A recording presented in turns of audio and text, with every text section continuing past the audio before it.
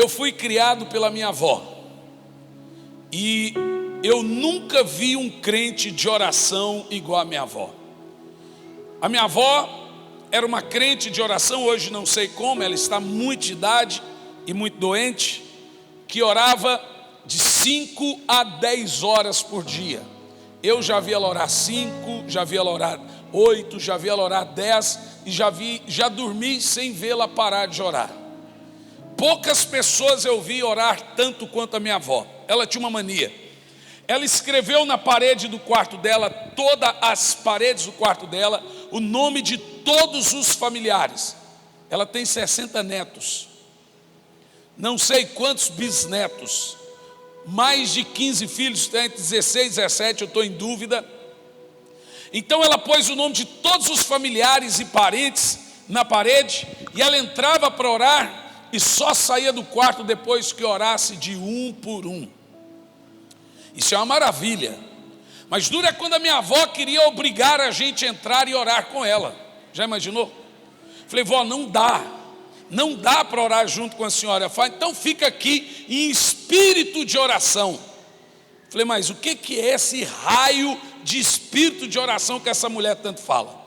Eu passei a minha vida tentando decifrar o código secreto da minha avó, chamado espírito de oração. E eu já vi muitos pastores, muitos crentes falarem sobre o tal do espírito de oração e nunca entendi. Por exemplo, durante um tempo na minha vida eu pensei que espírito de oração era uma pessoa orando e as outras em volta assim. Sim, Senhor. Fala, Senhor.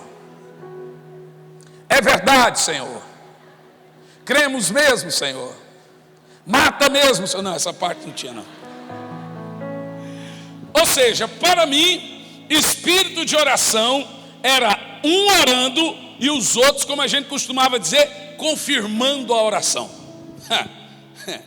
Eu não sei se a gente precisa confirmar alguma coisa para Deus, né? Ele já é aquele som do coração.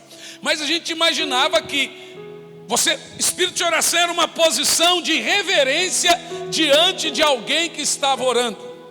Mas não necessariamente. Durante a minha vida eu perguntei a Deus duas coisas que ficou martelando na minha cabeça. Uma delas eu obtive resposta e estou pregando hoje. A outra nem tanto. Eu sempre perguntei para Deus, Senhor, o que é espírito de oração? E a outra, o que é eternidade? Te confesso que sobre a eternidade ainda não tive total revelação, quase nenhum de nós temos. Mas sobre espírito de oração eu obtive algo muito poderoso da parte de Deus. O que é um espírito de oração? Em primeiro lugar, espírito de oração é uma expectativa por algo poderoso que está por vir. Nós acostumamos dizer assim, espírito olímpico, espírito de Copa do Mundo. Irmãos, já estamos no espírito da conferência. Irmãos, já estamos no espírito para receber o pastoreio. Significa que nós estamos na expectativa. Espírito de oração que a Bíblia Sagrada diz, como foi lido aqui no texto, é uma expectativa por algo precioso da parte de Deus. Então, quando tem algo muito poderoso para acontecer, a prova que algo está vindo é que um grupo ou grande grupo de pessoas começam a ter um espírito para orar. A primeira coisa que Deus derrama a um povo é um espírito de oração. E o espírito de oração vem sempre antes de uma grande onda de poder. Deus derrama do seu poder, Deus derrama do seu fogo, sempre depois que a sua igreja se dispôs a orar. Deus não faz nada sem que haja a sua igreja orando. A Bíblia Sagrada diz, e nós temos isso registrado na Bíblia. Você já se perguntou por que o povo de Israel demorou 400 anos para sair do Egito? A resposta está nas palavras de Deus. Deus disse para Moisés, porque eu ouvi a oração. E tem um texto mais poderoso que diz, o gemido. Não é uma oração comum, eu vi a súplica do meu povo, por isso decidi livrá-los. A resposta porque o povo de Israel não tinha saído do Egito era porque eles não oravam. O que é um espírito de oração? Um espírito de oração é uma graça derramada pelo Espírito Santo a irmãos que irão clamar por avivamento. Nesse caso do texto que lemos, no final dos tempos, Deus vai derramar sobre a nação de Israel um espírito suplicante, um espírito de oração, para que eles passem a clamar pela vinda de Jesus, sabendo que eles já mataram ele. Então eles irão chorar, como se chora a perda de um filho primogênito, porque irão perceber que foi a Cristo que eles mataram. O espírito de oração, então, ele vem especificamente antes do nascer de um grande avivamento. Por exemplo, na profecia do profeta Joel, nós vemos que antes do Senhor prometer o avivamento, que viria no Pentecoste, veio no Pentecoste, ele chama o povo, que a Bíblia diz, assembleia solene, uma assembleia de união em que os irmãos se reuniam para orar. O Senhor chama o povo a um nível de consagração, a um nível de oração absurda, porque Ele iria derramar do seu Espírito. Você percebeu? Deus não precisa de você para derramar do seu Espírito, mas Deus não manda avivamento a quem quer avivamento. Se você sair por aí perguntando para quem quer avivamento, todo mundo vai dizer que quer. Deus não manda avivamento porque você diz que quer. Deus manda avivamento para quem tem fome de avivamento. A Bíblia diz que Deus derrama água sobre os sedentos. Então por que Deus leva o povo a orar? Para ver qual é o nível de fome. O seu nível de fome determina o quanto você se alimenta. Você já percebeu como as crianças se comunicam? Crianças que não falam se comunicam pelo choro. E você já viu que o choro mais desesperado de uma criança é o choro de fome? Ela chora de dor, ela chora de sono, ela chora de manha, mas o choro de fome, parece que ela está morrendo. O tamanho do seu grito, normalmente, o tamanho do seu choro, da sua paixão por Jesus, determina o seu nível de fome. Por isso que a primeira coisa que Deus olha para o crente, revê no crente e derrama no crente, é um espírito de oração.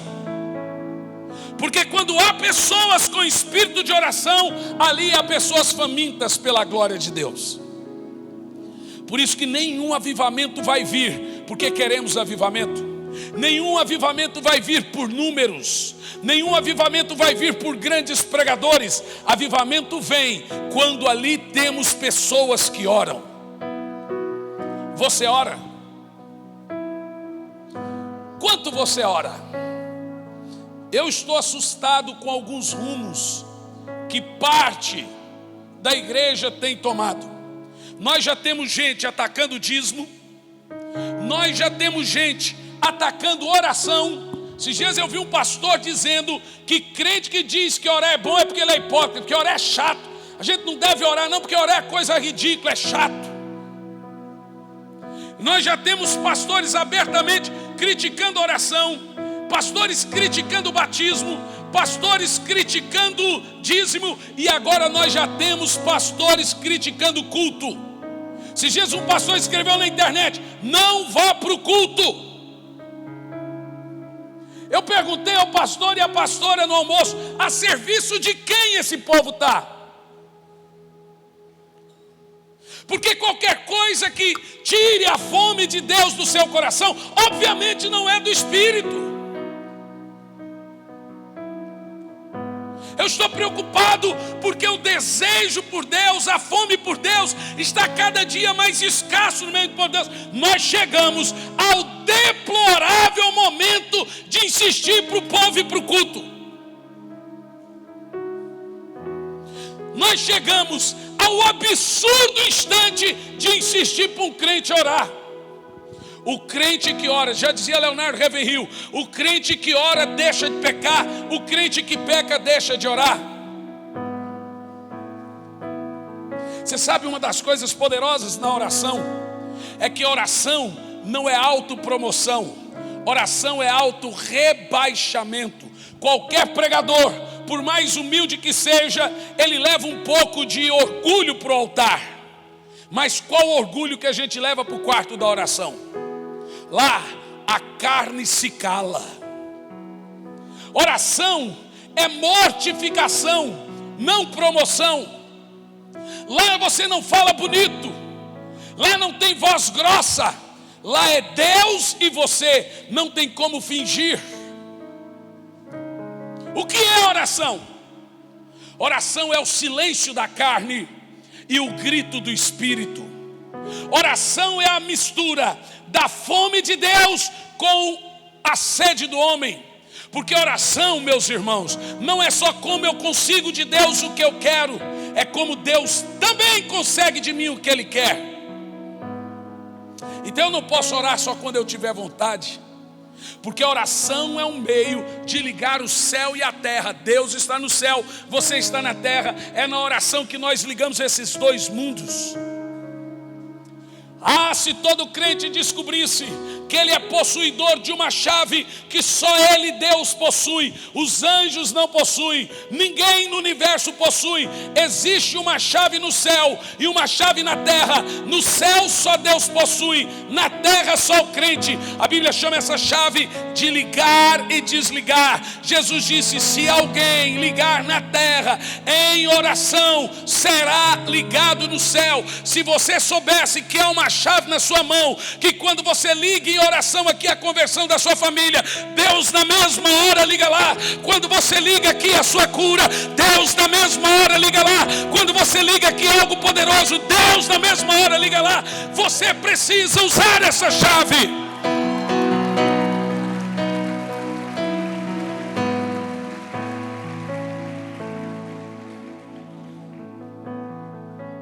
Mas até mesmo as nossas crianças,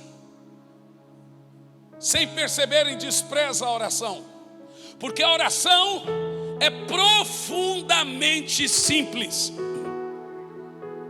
Ao mesmo tempo que ela é profunda, ela é simples. Até uma criança pode orar, mas qualquer um que não seja espiritual não consegue orar. Ou seja, você não precisa ser espiritual para pregar, você não precisa ser espiritual para cantar, mas para orar tem que ser espiritual. Oração é uma prática somente de quem ama a Deus. Ah, mas eu amo a Deus e não oro. Nenhum relacionamento sobrevive sem comunicação. Não tem como você dizer que ama a Deus e não orar. O judeu ora 3 vezes ao dia, o muçulmano 5 vezes ao dia, o budista 10 vezes ao dia, o seixonoísta 16 vezes ao dia, e o cristão, é constatado em pesquisa que o cristianismo é a religião que menos fala com o seu Deus. Eu estava vendo um debate de um ateu e um protestante, e o ateu leu esse dado e disse: como vocês creem que Deus existe, se em todas as religiões do mundo vocês são que menos falam com Ele?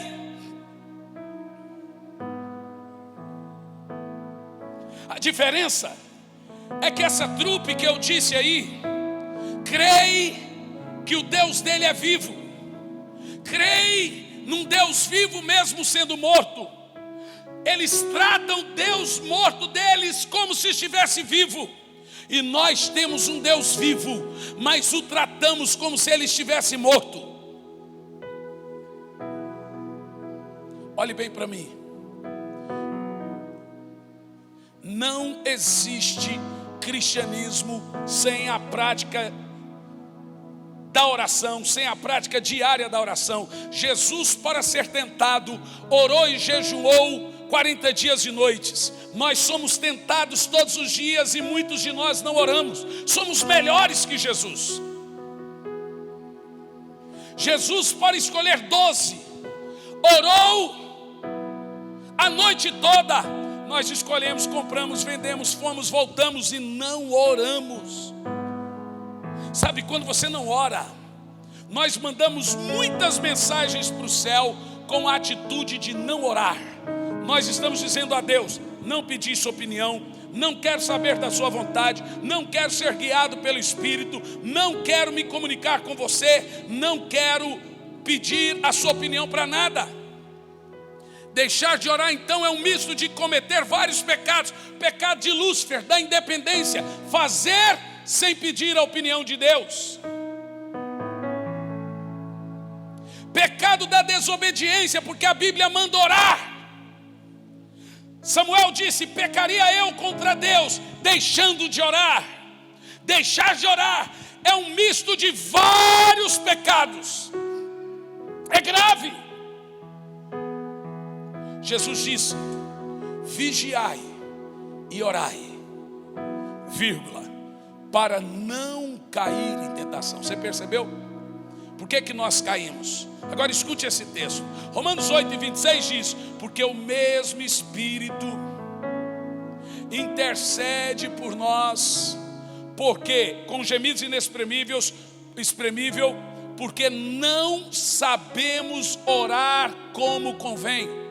Agora veja bem, o Espírito intercede por nossas fraquezas, vírgula, porque não oramos como convém. De onde nascem todos os pecados? Pela falta de oração como deveria.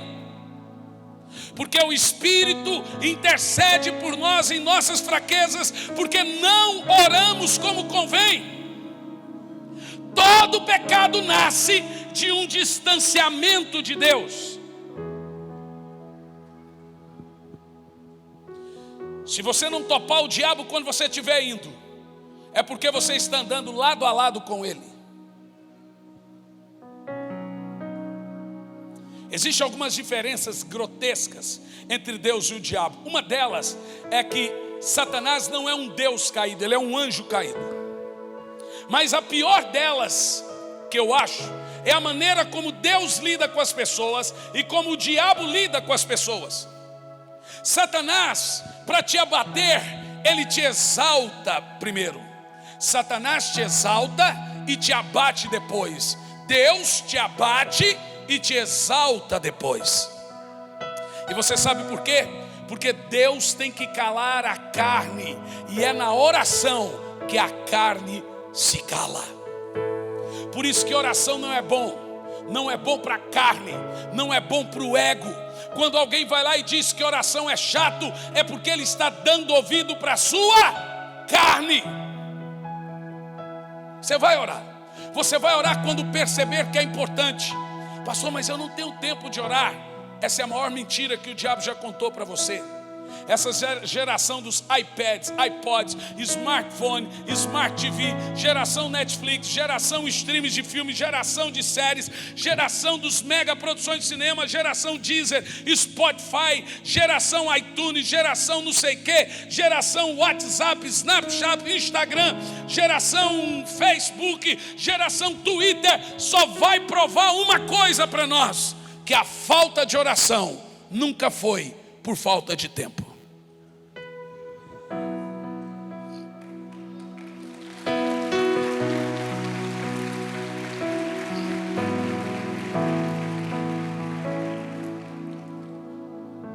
O que é oração, pastor? Oração é falar com Deus? Não necessariamente. É também. É aí que muitas pessoas se enrolam com o princípio da oração. Oração não é só falar. E eu vou dizer mais: oração não é o que Deus ouve. Oração é um coração que Deus vê. O próprio Jesus diz: vocês podem falar uma coisa com a boca, mas o coração está distante. Então, muito mais do que se fala em oração, é o coração que se derrama em oração. Oração não é só um meio de falar. Oração também é um meio de ouvir. Normalmente, o tanto que você fala em oração, você vai ficar um outro tanto em silêncio em oração. Porque depois que você falar, Ele vai falar. Oração não é uma continência do corpo. Oração é uma continência do espírito. Tem gente que pensa que Deus está atrás de adoração. Deus não é um narcisista que fica me adore, me adore, me adore. Ah, é? Então por que Deus manda todo mundo adorá-lo? Se você não adorar a Deus, e se Deus não levar você a adorar a Ele, nós temos um problema sério. Tem algo mais poderoso que Deus no universo?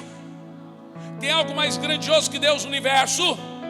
Então se você não adorar a Deus, você é um idólatra. Qualquer coisa que tome o lugar de Deus, Ele vai tirar de você, inclusive até a igreja.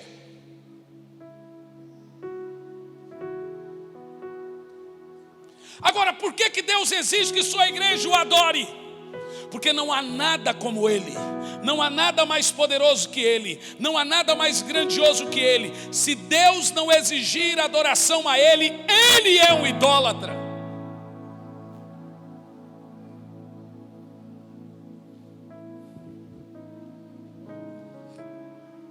Oração, irmãos, é a coisa mais poderosa que tem na Bíblia. Você já percebeu uma coisa? Toda religião, todos os pagãos conseguem orar horas repetindo palavras. Horas, horas, horas, horas, horas. Mas quando nós chegamos no cristianismo, Satanás empenha todo o seu exército para você não orar. Agora deixa eu te explicar um fundamento de batalha. Lá no Velho Testamento, as batalhas espirituais eram travadas enquanto orávamos. Então você pega a história de Daniel.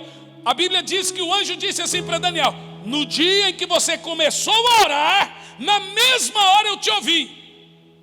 Ora, mas por que demorou 21 dias para responder? A Bíblia responde: na hora que o anjo saiu para atender Daniel, ele foi resistido. Por quantos dias? 21 dias. Enquanto Daniel orava, havia batalha no céu. Aí você sabe, uma batalha que 2 anjos venceram. Gabriel e Miguel e seus exércitos venceram o príncipe da Pérsia e o príncipe da Grécia, e a resposta veio para Daniel. Que coisa interessante. No Velho Testamento, as orações eram armas de guerra. As coisas mudaram na Nova Aliança. Hoje, Satanás não impede a bênção de vir, porque hoje o Espírito Santo mora dentro de quem ora. Então quando ele ora, a oração é ouvida instantaneamente, porque é o próprio Espírito que leva a sua oração e traz a resposta. Ora, então qual é a grande arma do diabo? Que a Bíblia diz que a oração do justo é poderosa em seus efeitos. E ela não é poderosa porque o justo é poderoso, ela é poderosa porque quem ouve é poderoso. Então a grande arma de Satanás hoje em nossos dias, ele sabe que se você abrir a boca, Deus te escuta por causa do Espírito que está dentro de você. Quando você ora, o Espírito ora junto com você. Não existe guerra contra o Espírito Santo, ele é soberano e poderoso.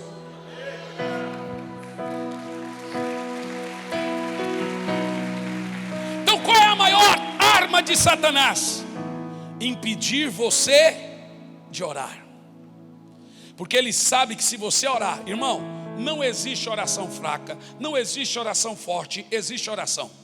Esses dias o irmão chegou: pastor, faz uma oração forte para mim. Falei: irmão, nunca fiz nenhuma fraca.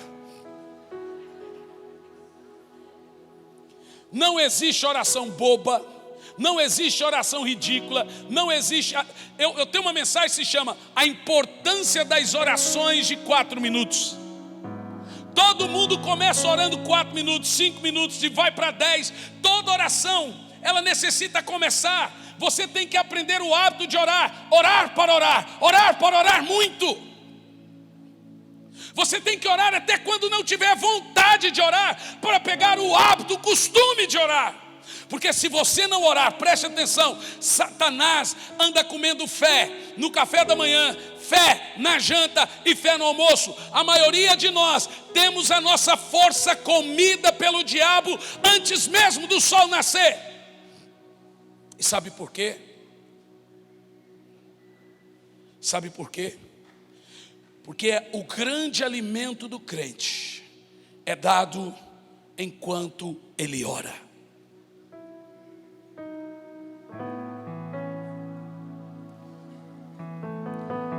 Olhe bem para mim. Se nós tratássemos nossa vida espiritual como tratamos a nossa vida material, estaríamos passando fome. Eu vou dizer de novo, vou inverter. Se nós tratássemos a nossa vida material como tratamos a vida espiritual, estaríamos passando fome. Quem nessa história está passando fome? A espiritual ou a material? Você tem vencido as suas batalhas? Você tem vencido as suas guerras em oração? Você ora? Veja que nós chegamos ao disparate. Então deixa eu contar para vocês um testemunho. Eu já contei, está no livro Arrependimento Profundo e Eficaz. Alguns anos atrás, em 2007, eu tive uma experiência muito dura com Deus. Muito dura mesmo. Em uma das minhas experiências, eu tinha acabado de chegar da igreja Batista Getsêmani do pastor Jorge Linhares, em Belo Horizonte. Cheguei em casa, eu estava esgotado, cansado. Eu fui tomar banho, eu estava seco. Quando nós dissemos o termo seco, para os pastores é sem óleo, sem unção. Eu estava seco. Mas antes de pregar nessa igreja, eu passei um tempo muito difícil na minha vida, viciado em pornografia. Então meu devocional era a pornografia, 5 horas em pornografia. E eu não escondo isso, porque hoje isso ajuda muita gente a se libertar. Então eu dizia: Senhor, nessa conferência mesmo em Belo Horizonte, não me usa. Eu quero passar vergonha. Eu quero subir ali e não acontecer nada, para eu tomar vergonha na cara. Mas eu chegava lá e os paralíticos andavam, os cegos enxergavam, milagres aconteciam, mas eu estava seco.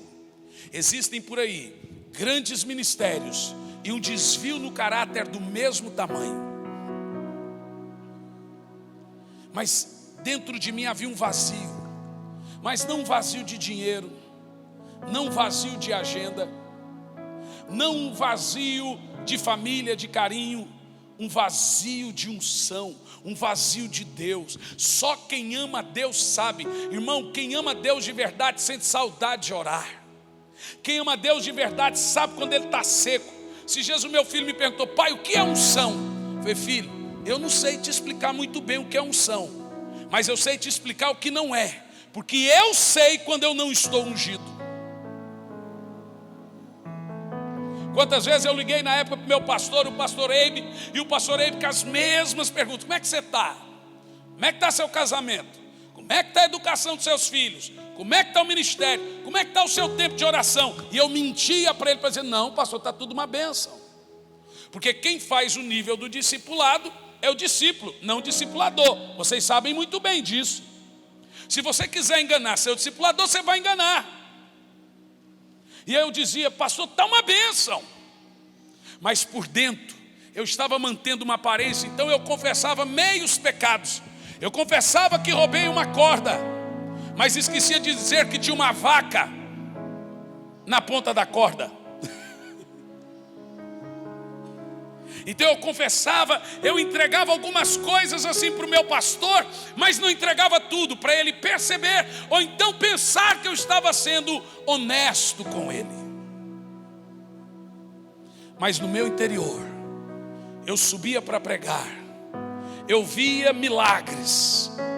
E eu gostaria de indicar a você uma mensagem minha, que está na internet, chamada O Custo da Unção. Eu percebi uma coisa diante de Deus, que Deus tem responsabilidade com a fé das pessoas e a dor das pessoas. Não importa quem é que está pregando. Na parábola da semente, você vê que o Senhor fala da terra e da semente, mas do semeador ele diz: um certo semeador. Ou seja, para Deus importa que que a dor das pessoas seja suprida, que a necessidade das pessoas seja atendida, mas o semeador é um certo semeador, ele vai dar conta diante de Deus. Então às vezes o cara sobe aqui para pregar, revela a vida de todo mundo, está em pecado, Deus cura, Deus transforma, fala, homem de Deus. Mas em Mateus 7 nós lemos assim: curamos, profetizamos, expulsamos demônio, fizemos milagres. E o Senhor vai dizer, não vos conheço. Veja que a necessidade do povo foi suprida, porque Deus tem responsabilidade com a dor das pessoas. Então eu estava seco. Nesse dia foi uma virada de chave no meu ministério. Antes de tomar o banho, eu deitei no chão do banheiro e eu chorava, Senhor, eu não subo mais para pregar. Eu estou mentindo para o meu pastor, eu estou mentindo para minha esposa, eu estou mentindo em cima do altar, eu sou seco, eu não tenho unção, mas os milagres acontecem. Eu não subo mais para pregar, a não ser que o Senhor me ensine a orar de novo. Sabe qual foi a oração que eu fiz para Deus que mudou a minha vida? Um dia eu estava na porta do hotel, eu, pastor Sandro, pastor Eibe e o Albert. O pastor Eibe falou assim: o que aconteceu com você? Por que mudou da água para o vinho? Eu contei isso para ele. Sabe o que mudou a chave na minha vida? Uma pequena oração que eu fiz: Senhor, ensina-me a orar. Eu tive que me humilhar, descer do pedestal religioso e dizer: Senhor, eu não sei orar. A Bíblia diz que Ele dá todo o que pede. Falei, Espírito Santo, me ensina a orar, porque eu sei que o grande segredo para vencer e ter sucesso ministerial é estar debaixo de oração. Naquele dia, eu já passei a noite toda em lágrimas orando. No outro dia, o dia inteiro. Foram 2 anos de oração em lágrimas. Quando eu vim pregar em Fortaleza naquele dia, eu não conseguia falar sem chorar. Foram 2 anos de quebrantamento em lágrimas, porque Deus estava me ensinando a orar e tinha retornado a mim o espírito do primeiro amor. Sabe o que é oração, irmão? Oração é estar em contato diário com o ser mais poderoso do universo. Imagine você, que você sai daqui e quer ter uma audiência com o presidente da república. Ele não tem tempo para você, mas oração é o presidente de todo o universo ter o tempo que você precisa, sem marcar horário. É só chegar e pôr seus problemas, suas dores, suas petições aos pés dele. Ele vai te ouvir. Quantos de nós não temos consciência disso? O que a oração pode produzir em uma geração? O que a oração pode produzir dentro da sua casa? Tem gente que murmura dos seus problemas, murmura, mas não ora. Reclama porque não tem dinheiro, reclama porque o filho é isso, reclama do Chico, o cachorrinho. Chico é um demônio, é um demônio. Vai orar pro Chico, irmão. Vai orar pro Chico, irmão.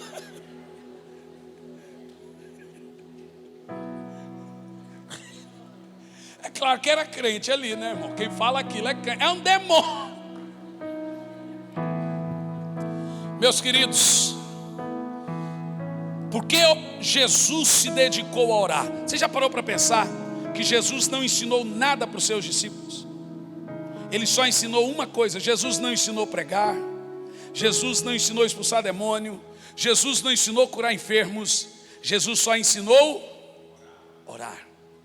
Os discípulos não pediram para aprender nada, eles só pediram para aprender uma coisa: Senhor, ensina-nos a orar. Quem pode dizer isso 3 vezes?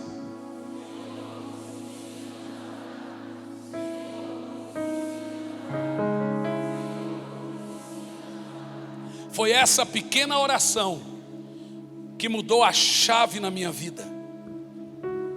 Eu me lembro como se fosse hoje. Eu estava ali e eu fiz uma estúpida e pequena oração infantil: Senhor, ensina-me a orar. Talvez muitos de nós temos que voltar atrás, descer o pedestal do conhecimento, o pedestal da teologia, o pedestal do tempo na igreja e falar: Senhor, ensina-me a orar. Espírito Santo, ensina-me a orar. Oração não pode ser monogâmica, irmão. Oração é uma via de duas mãos. Oração é falar e ouvir, falar e ouvir, falar e ouvir, falar e ouvir, falar e ouvir. Todos os avivamentos da história nasceram porque os avivalistas eram homens de oração.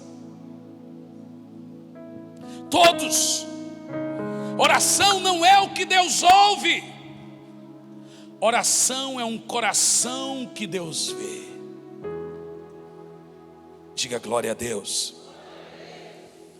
É possível, pastor Sandro, alguém pregar e perecer? Eu já vi grandes pregadores caírem. Já vi cantores caírem, mas nunca vi gente de oração cair. Poucos de vocês vão ter o prazer de subir aqui e pregar, porque o ministério da palavra é de poucos, mas o ministério da oração é de todos. Poucos um dia vão pregar, mas todos podem orar. O que a oração é? A oração é um ministério eterno. O ministério da pregação é do tempo, é temporal. O da oração é da eternidade, sempre iremos orar. O ministério da pregação é de poucos, o da oração é de todos. O ministério da pregação atinge somente aqui e agora. O da oração vai ser para sempre. O ministério da oração é de toda a igreja. Em Atos 6, versículo 4, os apóstolos disseram: quanto a nós, nos dedicaremos ao ministério da oração e da palavra. Olha para mim. Tem gente que diz: pastor, eu não consigo orar. O diabo mente para você, você mente para você, e os dois acreditam.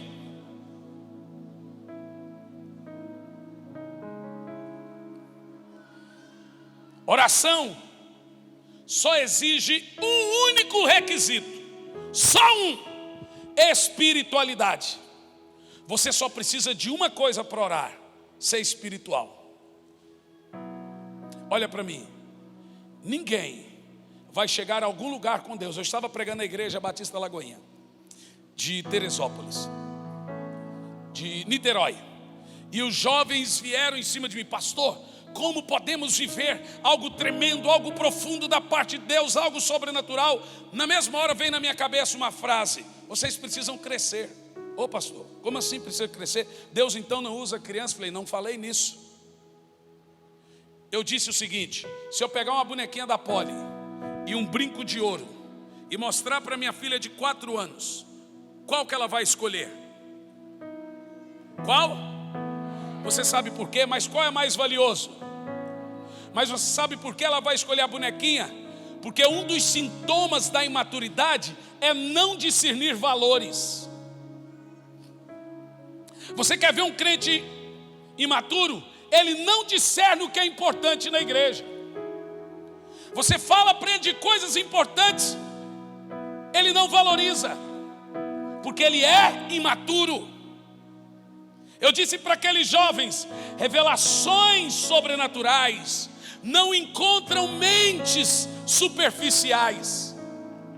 Coisas profundas da parte de Deus não estarão em corações rasos.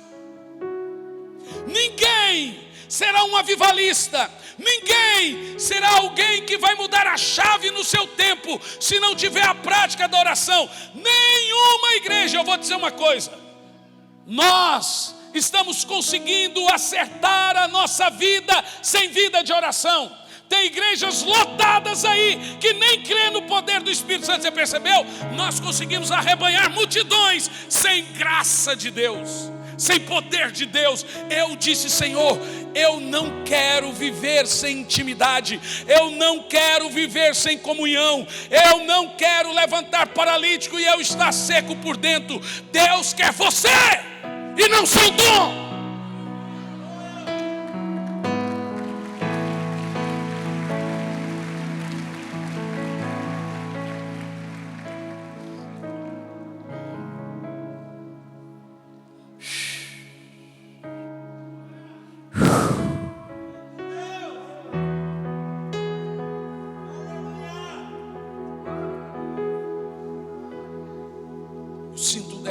Do poder de Deus aqui. Eu sinto que está vindo um novo tempo para muitos irmãos aqui. Eu sinto que tem gente aqui que o Senhor está levantando para um novo tempo. Ele está mudando. Eu sinto que há famílias inteiras que serão salvas a partir dessa noite. Pastor, o que eu preciso para salvar a minha casa? Você só precisa orar, irmão. Você só precisa orar. A maior visão de Deus para a sua vida está no seu quarto de oração. Charles Finney dizia que a igreja é reflexo do púlpito e o púlpito é reflexo do quarto da oração do pastor.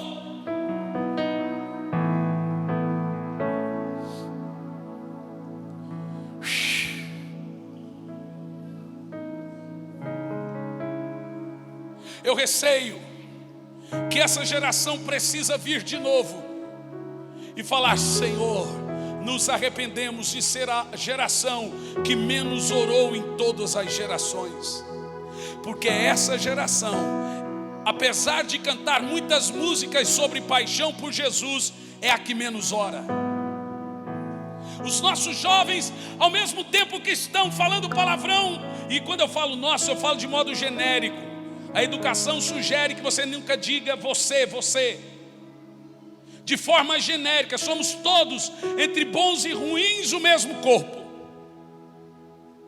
Ao mesmo tempo que eles estão desobedecendo os pais, eles já estão na igreja dizendo: eu quero conhecer Jesus. É impressionante a rapidez que eles entram no espírito e entram na carne assim.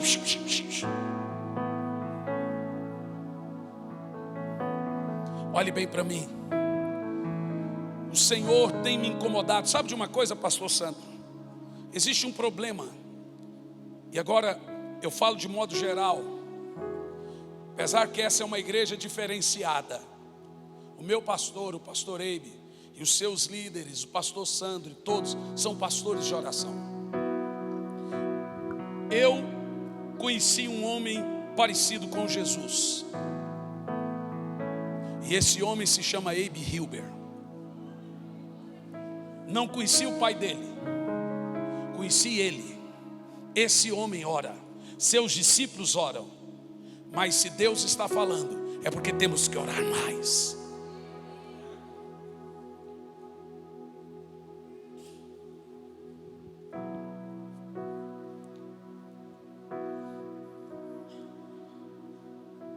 Nós precisamos voltar os nossos olhos para o trono. Precisamos voltar a ver o branco da santidade do Senhor, a valorizar os valores de Cristo, valorizar culto, valorizar louvor. Tem gente aí dizendo que você não precisa vir na igreja porque você é a igreja. Então deixa eu te dar um dado teológico aqui. A palavra igreja vem da palavra grega eclesia. E o que é eclesia? Olhe bem para mim. Eclesia era quando os gregos reuniam um grupo de pessoas, e ele chamava de assembleia, eclesia. Era quando estavam juntos, no momento que estavam juntos, eles chamavam de assembleia, eclesia. Jesus disse: levantarei minha assembleia, levantarei minha eclesia. Você pode sair por aí dizendo que você é templo, mas igreja você só é quando estão juntos, em eclesia, em assembleia. Você não é igreja em casa, você é templo em casa. Igreja é quando estamos juntos. Então normalmente você diz para o seu irmão: vamos para o templo, para o prédio, sermos igreja. Satanás está atacando tudo que é santo, tudo que é poderoso. atacando oração, atacando culto, atacando adoração, atacando aquilo que é de Deus. Sabe por quê? Jesus disse, ele sabe que tem pouco tempo. Eu vou dizer por quê. Porque o Senhor me disse que nós entramos na geração do último avivamento da terra, que nós vamos viver o maior avivamento que a terra já viu. Nós vamos viver nada na história, olha para mim, nada na história foi tão grandioso que o último avivamento que está vindo sobre nós. Eu estou sentindo o cheiro de terra molhada, a chuva está vindo. Ele vai levantar uma geração de gente que ora, de avivalistas, de derramadores de fogo.